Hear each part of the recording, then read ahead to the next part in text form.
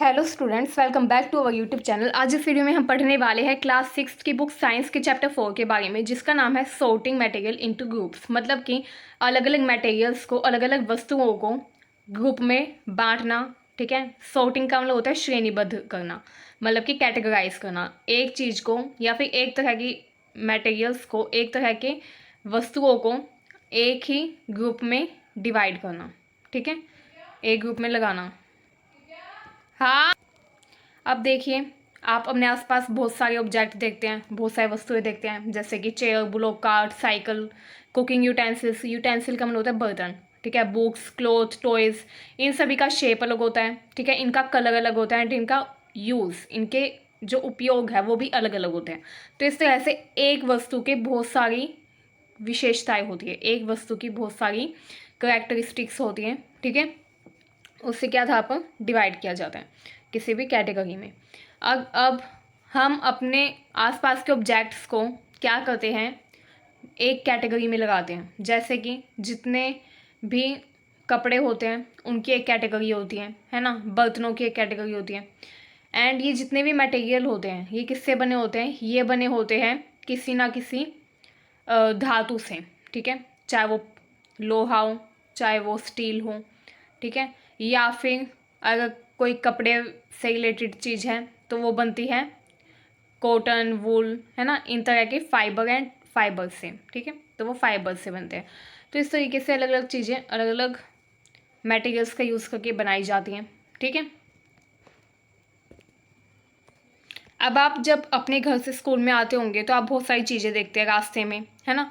अब उनमें से कुछ ऐसी चीज़ें होती हैं जो आप कैरी कर सकते हैं। जैसे कि आपने मान लो रास्ते में देखा कि आपका दोस्त जो है वो साइकिल चला गया। अब आप उसको बोलो कि ये साइकिल मुझे दिखा दे स्कूल तक ले जाने के लिए, एंड आपका दोस्त बोले हाँ हाँ ले लो, तो आप उस अपने दोस्त की साइकिल लेकर स्कूल तक जाओ, है ना। तो ये कैरी कर लिया आपने, मतलब कि आप ले गए। बट कुछ ऑब्जेक्ट ऐसे होते हैं जिनको आप नहीं कैरी कर सकते, अपने साथ नहीं लेके जा सकते, जैसे कि दीवार, पेड़ पौधे, ठीक है, दरवाजे, ट्रैक्टर, रोड, ये सब वहीं पर स्टेबल रहेगा। ठीक है, तो इस तरह से अलग अलग जो ऑब्जेक्ट्स हैं वो स्टेबल एंड अनस्टेबल होते हैं। ठीक है, अब हम अलग अलग ऑब्जेक्ट्स को उनकी प्रॉपर्टीज़ के आधार पर, उनकी विशेषताओं के आधार पर डिवाइड करते हैं। ठीक है, जैसे कि अब अगर हम बात करें हैं किसी भी धातु की, ठीक है, तो आपको पता है कि लोहा, स्टील, ये जो है ये काफ़ी ठोस धातु होती है। बट आपको जान के हैरानी होगी कि सोडियम काफ़ी नाजुक होता है, जिसको चाकू से भी काटा जा सकता है ना। तो इस तरह से क्या होता है, अलग अलग विशेषताएं होती हैं, है ना। उन्हीं विशेषताओं के आधार पर हम अपने आसपास के मटेरियल्स को डिवाइड करते हैं अलग अलग ग्रुप्स में, अलग अलग कैटेगरीज में। ठीक है, अब देखिए, इसमें object and the material they are made of, इसमें लिखा हुआ है ऑब्जेक्ट्स के नाम एंड मटेरियल का नाम जिनसे वो बनते हैं। आपको पता है एक ऑब्जेक्ट एक या एक से ज़्यादा मटेरियल से मिलकर बनता है। जैसे प्लेट, थाली जो होती है वो ग्लास की, कांच की भी बनती है, प्लास्टिक की भी बनती है, स्टील की भी बनती है, तांबे की भी बनती है ना। पेन प्लास्टिक का भी बनता है, मेटल का, चांदी का पेन आपने देखा होगा आई थिंक, है ना। तो पेन जो है वो भी मेटल और प्लास्टिक का होता है ना। तो ये अलग अलग मटेरियल से मिलकर कोई भी ऑब्जेक्ट बनता है, ये आपको पता होगा आई थिंक। अब अलग अलग मटेरियल्स का यूज़ करके, एक मटेरियल का यूज़ करके बहुत सारे ऑब्जेक्ट्स को बनाया जा सकता है। जैसे कि वुड, यानी कि लकड़ी का यूज़ करके हम बहुत सारे ऑब्जेक्ट तैयार कर सकते हैं, जैसे कि कुर्सी, है ना, मेज, प्लव। प्लव का मतलब होता है वो जो खेतों में यूज़ होता है। ठीक है, मिट्टी को उलटने पलटने के लिए। बुलोक कार्ट, ठीक है, पहिए, व्हील। तो इन सब का निर्माण कैसे किया जाता है, वुड के द्वारा। किसके द्वारा, वुड के द्वारा। वुड का मतलब होता है लकड़ी। पेपर से भी बहुत सारी चीज़ें बन सकती हैं, जैसे बुक, नोटबुक, न्यूज़पेपर, टॉयज़ भी होते हैं। ऐसी बात नहीं है कि पेपर के टॉयज़ नहीं बन सकते, बट वो क्या हो जाते हैं, थोड़ा जल्दी ख़राब हो जाते हैं, फटफट जाते हैं। ठीक है, कैलेंडर, लेदर से बैग बनता है, प्लास्टिक का तो बहुत सामान बनता है आज के टाइम में, कॉटन के कपड़े बनते हैं, है ना। तो ये आपको जान के हैरानी होगी कि आपके आसपास की जितनी भी चीज़ें हैं वो अलग अलग मटेरियल से मिलाकर बनती है।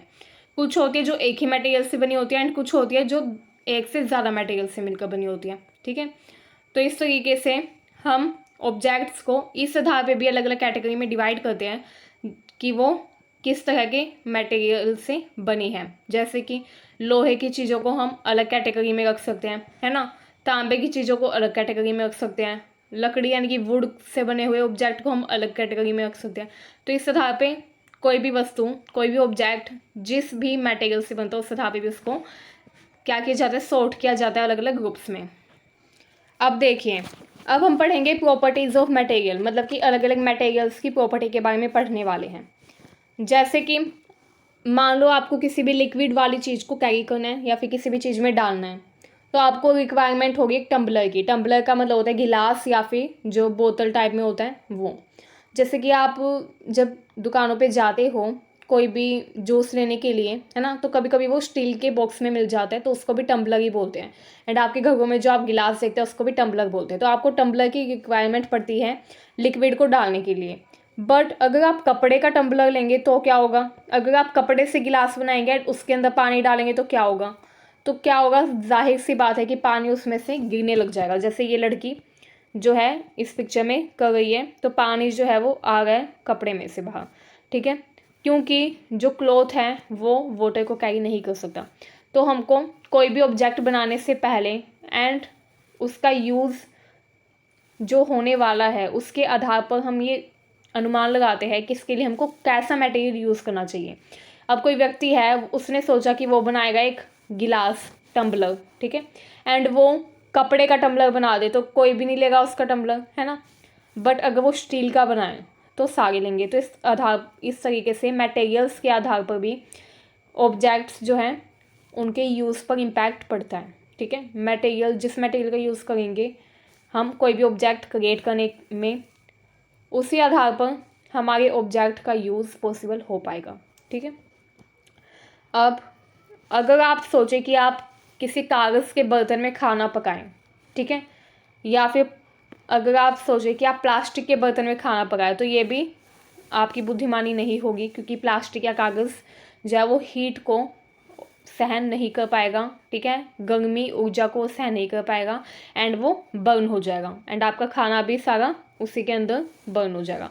तो इस तरीके से, इस वजह से ये जो वेसल्स होते हैं, कुकिंग वेसल्स, जिनके खाना बनाने वाले जो बर्तन होते हैं, ये किससे बने होते हैं, अलग अलग मेटल से बने होते हैं, धातु से बने होते हैं, ठीक है। अब अलग अलग मटेरियल्स की अलग अलग प्रॉपर्टीज़ होती हैं, ठीक है। अपीयरेंस देखिए, मटेरियल जो है वो एक दूसरे से डिफरेंट दिखते हैं इस आधार पे जिस भी मटेरियल से कोई भी ऑब्जेक्ट बना होता है। मतलब कि एक ऑब्जेक्ट जो है वो जिस मटेरियल से बना होगा उसके आधार पर ही उसकी अपीयरेंस निर्धारित होगी। अब अगर कोई खिलौना है वो कपड़े का बना होगा तो उसकी अपीयरेंस अलग होगी, जैसे कपड़े के टैडी बियर बनते हैं, है ना। एंड अगर वही टैडी बियर प्लास्टिक का बना होगा तो उसकी अपीयरेंस अलग होगी। तो मटेरियल्स जो हैं वो क्या करते हैं, किसी भी ऑब्जेक्ट की अपीयरेंस को डिटरमाइन करते हैं, ठीक है। मटेरियल्स किसी भी ऑब्जेक्ट की अपीयरेंस को डिटरमाइन करते हैं। जैसे कि वुड जो है, लकड़ी जो है वो बहुत ही डिफरेंट लगती है आयरन से। एंड जाहिर सी बात है, जब लकड़ी आयरन से, यानी कि लकड़ी अगर लोहे से देखने में अलग लग रही है, तो लकड़ी से बने हुए ऑब्जेक्ट लोहे के बने हुए ऑब्जेक्ट से डिफरेंट तो दिखेंगे। अगर लकड़ी का एक बर्तन है एंड एक बर्तन है लोहे का, तो वो दोनों सेम लग ही नहीं सकते, ठीक है, चाहे हम उन पर सेम कलर भी कर दे तो भी, ठीक है। अब इसी तरह आयरन, कॉपर, एल्युमिनियम, ठीक है, ये सभी क्या होंगे, ये सिमिलर नहीं होंगे वुड से, ठीक है, इनकी सिमिलैरिटी वुड से नहीं होगी। बट आयरन, कॉपर, एल्युमिनियम, इनकी विशेषता अगर हम देखें, आयरन, वुड एंड एल्युमिनियम में अगर हम कंपैरिजन करें तो ये तीनों थोड़े थोड़े सिमिलर लगेंगे, ठीक है, क्योंकि आयरन, कॉपर एंड एल्युमिनियम ये तीनों मेटल हैं, ठीक है। अब देखिए, जो मेटल होते हैं उनमें लस्टर होता है। लस्टर का मतलब होता है चमक। जितने भी धातु होती है, जितने भी मेटल्स होते हैं, उनमें क्या होती है, चमक होती है, ठीक है। जैसे आयरन, कॉपर, एल्युमिनियम। एंड सबसे ज़्यादा लस्ट्रस जो मेटल है, सबसे ज़्यादा चमकदार जो मेटल होता है वो है सोना, यानी कि गोल्ड एंड सिल्वर, ठीक है। अब कुछ मेटल होते हैं जो कि अपनी शाइन को, अपने लस्टर को लोस्ट कर देते हैं, खो देते हैं, ठीक है। कुछ मेटल जो होते हैं उनका जो लस्टर है, उनकी जो शाइनिंग है, उनकी जो चमक है, वो कुछ टाइम बाद खो जाती है एंड वो डल दिखाई देने लग जाते हैं। किसकी वजह से, जंग की वजह से, क्योंकि वो एयर एंड मॉइस्चर के कॉन्टैक्ट में आ जाते हैं। ठीक है, जैसे कि आप एक लोहे का कुछ भी खरीद के लाइए, मान लो आप लोहे का एक शीट खरीद के लाए, आप लोहे की एक शीट खरीद कर लाए, ठीक है, किसी भी रीज़न से। अब आपने क्या कर दिया, उस लोहे की चीज़ के ऊपर, लोहे की शीट के ऊपर आपने पानी डाल दिया एंड उसको रख दिया आपने खुले में। ठीक है, अब वो एयर के कांटेक्ट में भी आ गए, वो पानी के कांटेक्ट में तो आ ही चुका, मॉइस्चर के कांटेक्ट में तो आ ही चुका। फिर क्या होगा, कुछ टाइम बाद वो डल लगने लग जाएगा, उसकी पूरी शाइनिंग चली जाएगी, गायब हो जाएगी। क्यों गायब हो जाएगी? क्योंकि उस पर जंग लग जाएगा। ठीक है, तो क्या होता है, जंग की वजह से, रस्ट की वजह से किसी भी मेटल का जो लस्टर होता है, शाइनिंग होती है, वो गायब हो जाती है, खो जाती है। हार्डनेस, अब देखिए हार्डनेस का मतलब होता है कठोरता। आपको पता ही है मेटल जो है वो कठोर होते हैं। इसी तरीके से कुछ ऑब्जेक्ट होते हैं जिनको हम कंप्रेस कर सकते हैं, दबा सकते हैं काफ़ी इजीली। कुछ होते हैं जिनको दबाने में हमारी हिम्मत नहीं हो पाती, क्योंकि वो दबते ही नहीं है, वो इतने हार्ड होते हैं। ठीक है, जैसे कि अगर आप लकड़ी लो, लकड़ी को अगर आप दबाने की कोशिश करेंगे, या फिर अगर आप एल्यूमिनियम को या फिर किसी पत्थर को दबाने की कोशिश करेंगे, कंप्रेस करेंगे, तो वो आपके हाथों से कंप्रेस नहीं हो पाएगा, आपको चोट हो लग सकती है। ठीक है, बट अगर आप किसी सॉफ्ट चीज़ को दबाने की कोशिश करेंगे, जैसे कि टेडी बियर जो कि कपड़ों से बनता है ना, कॉटन का टेडी बियर या फिर वुल का टेडी बियर, वुलन जो टेडी बियर होता है ना, वो काफ़ी ईजीली कंप्रेस हो जाएगा। क्यों हो जाएगा? क्योंकि वो सॉफ्ट है ना। एंड वो मटेरियल, वो ऑब्जेक्ट जो कि इजीली कंप्रेस नहीं होते, वो होते हैं हार्ड। ठीक है, तो आपको पता चल गया कि अलग अलग मटेरियल्स को सॉफ्टनेस एंड हार्डनेस के आधार पर भी डिवाइड किया गया है। जिनको कंप्रेस कर सकते हैं वो सॉफ्ट होते हैं, जिनको कंप्रेस नहीं कर सकते वो हार्ड होते हैं। ठीक है, जैसे कि कॉटन या फिर जो स्पंज होता है, स्पंज जिसका यूज़ होता है काफ़ी कामों में। ठीक है, आपने देखा भी होगा, स्पंज चाय पे पाउडर लगाने के लिए यूज़ होता है ना, आपको कभी आगे देखने को मिलेगा। तो काफ़ी सॉफ्ट होता है अगर आप कभी छुएंगे तो जो स्पंज होता है, कॉटन होता है, वो काफ़ी सॉफ्ट होते हैं। बट आयरन यानी कि लोहा काफ़ी हार्ड होता है ना। तो इस तरह से इनकी ये प्रॉपर्टी भी है कि कुछ हार्ड होते हैं, कुछ सॉफ्ट होते हैं, कुछ लस्ट्रस होते हैं एंड कुछ बाद में डल हो जाते हैं। ठीक है, अब देखिए सोल्यूबल एंड इनसोल्यूबल। सोल्यूबल का मतलब होता है घुलनशील, जो पानी में कंप्लीटली घुल जाए। जैसे कि आपने पानी में डाली चीनी, चीनी को आपने क्या किया, चम्मच से पानी में घुमाया, पानी में आप घुमाते घुमाते कुछ टाइम बाद आपको चीनी वो दिखाई नहीं देगी पानी के अंदर। आप देखेंगे कि कुछ टाइम बाद चीनी पानी में से गायब हो गई। क्यों गायब हुई? वो कहाँ गई? वो पानी में क्या हो गई? सोल्यूट हो गई, सोल्यूबल थी वो, इसलिए वो पानी में घुल गई कम्प्लीटली। ठीक है, तो इस तरीके से कुछ होते हैं जो सोल्यूबल होते हैं। ठीक है, कुछ होते हैं जो इंसोल्यूबल। इंसोल्यूबल वो होते हैं जो पानी में नहीं घुलते। ठीक है, जैसे कि आपने डाला चोक पाउडर। ठीक है, चोक लीजिए, चोक का पाउडर बना लीजिए, कूट कर उसको पानी में डाल लीजिए। अब आप उसको 1 दिन छोड़ देंगे, 2 दिन छोड़ देंगे, कितना भी घुमा लेना, लेकिन वो पानी में नहीं घुलेगा। वो नीचे गिलास के नीचे जो तल है, ठीक है, बॉटम में बैठ जाएगा, गिलास के बॉटम में वो बैठ जाएगा, बट वो सोल्यूबल नहीं हो पाएगा वाटर के अंदर या फिर किसी भी चीज़ के अंदर। बट अगर आपने नमक डाला या फिर आपने चीनी डाली या फिर आपने डाला कोई और चीज़, जैसे कि कुछ भी मान लो आपने डाला, ठीक है, चीनी डाली या फिर नमक डाला, काला नमक डाला, सफ़ेद नमक डाला, तो ये कम्प्लीटली घुल जाएंगे। ठीक है, हल्दी डाली वो भी घुल जाएगी। ठीक है, बट चोक पाउडर डाला या फिर अगर आपने डाल दिया उसके अंदर तेल, तो वो नहीं घुलता। ठीक है, तो इस आधार पे सोल्यूबल एंड इनसोल्यूबल होते हैं वो। ठीक है, अब देखिए कुछ गैसेस होती हैं जो कि पानी के अंदर घुल जाती हैं, जैसे कि वाटर के अंदर भी कुछ गैसेस होती हैं, लाइक ऑक्सीजन, है ना। ऑक्सीजन होती है पानी के अंदर, ये कम्प्लीटली पानी के अंदर घुल जाती है, इसलिए हमको दिखाई नहीं देती। इसलिए हम जब पानी पीते हैं तो हमको ऑक्सीजन भी मिल जाती है। इसके अलावा जिंक भी होता है पानी के अंदर, वाटर के अंदर, है ना। काफ़ी वाटर के अंदर भी काफ़ी मिनरल्स होते हैं जो कि कम्प्लीटली उसके अंदर घुल जाते हैं। जिंक एक मिनरल है एंड ऑक्सीजन एक गैस है। तो इस तरह पे हमें पता चलता है कि काफ़ी मिनरल्स भी ऐसे हैं एंड काफ़ी गैसेस भी ऐसी है जो वाटर में सोल्यूबल होती हैं। आपको वाटर का साइंटिफिक साइन या सिंबल पता होगा, H2O होता है, यानी कि वाटर जो है वो ऑक्सीजन के दो भागों को मिलाकर वाटर बनता है। ठीक है, आप आगे पढ़ने वाले हैं इसमें सीनियर क्लासेस में, तो अब इतना जान लीजिए कि वाटर के अंदर गैसेस भी घुल सकती है। ठीक है, डिसॉल्व हो सकती हैं। अब ऑब्जेक्ट्स जो कि फ्लोट या सिंक करते हैं वाटर के अंदर। अब देखिए ऐसे ऑब्जेक्ट जिनको अगर आप वाटर के अंदर डालेंगे तो वो तैरने लग जाएंगे या फिर जो डूब जाएंगे, अब हम उनके बारे में पढ़ेंगे। देखिए इस पिक्चर में दिखाया गया है कि कुछ आइटम्स जो है वो पानी में तैर रही है, यानी कि फ्लोट हो गई है, जबकि कुछ है जैसे चाबी एंड काफ़ी सिक्के हैं इसमें पानी के गिलास के अंदर, टम्बलर के अंदर, जो कि बॉटम पर बैठे हुए हैं यानी कि डूब गए हैं। तो इस आधार पे कुछ मटेरियल होते हैं जो कि वाटर के अंदर फ्लोट करते हैं, ठीक है, तैरते हैं, एंड कुछ होते हैं जो सिंक कर जाते हैं, कि डूब जाते हैं। नेक्स्ट आता है ट्रांसपेरेंसी। कुछ होते हैं जिनके आर पार हम देख सकते हैं, कुछ होते हैं जिनके आर पार हमें दिखाई देता है बट क्लियरली नहीं दिखाई देता, ठीक है। अब हम उनके बारे में पढ़ने वाले हैं।